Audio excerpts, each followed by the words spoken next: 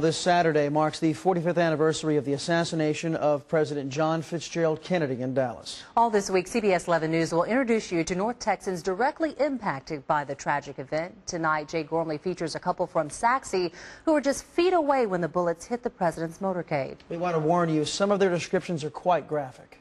About here's when we were at. 45 years have passed, but to Gayle and Bill Newman, It seems like it was just yesterday. on that fateful day in November 1963, the Newmans, who lived in Oak Cliff at the time, wanted to see the president. What they witnessed was history. And as it got probably 100 feet or so from us, the first two shots rang out. It was a boom, boom, about like that. I thought it was firecrackers. I'd never been around gunfire at all in my life. The Newmans stood along Elm Street as President Kennedy passed by. As the car got in front of us right here, and like I say, we were against the curb, the third shot rang out. I can recall seeing the side of President Kennedy's head fly off, seeing President Kennedy go across over into Mrs. Kennedy's lap, and she hollered out, "Oh my God, no, they've shot Jack." Conspiracy theorists believe a shot was fired from behind this fence which runs along the grassy knoll. But the Newmans say they never heard a shot from this area. Instead, they heard shots from over there. And as you can see, this area is much closer to the old book depository, which adds credibility to the argument that the shots were fired from the 6th floor.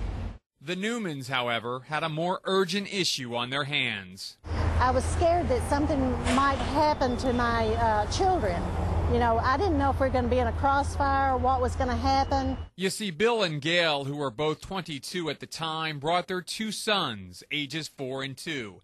And after that third shot rang out, well, let's just say the young couple became seasoned parents. When that happened, Bill turned to me and he said, "That's it, hit the ground." And so we turned and put the children on the ground and shielded them with our body.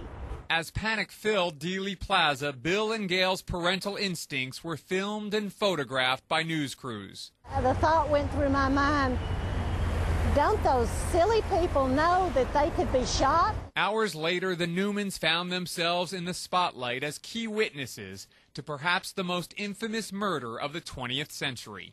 I did fear that someone might harm us because of what we may have seen. With the passage of time, the Newmans have come to embrace their place in history. And 45 years later, a tragedy is now a lesson in life. I think that it has enriched our life. Jay Gormley, CBS 11 News.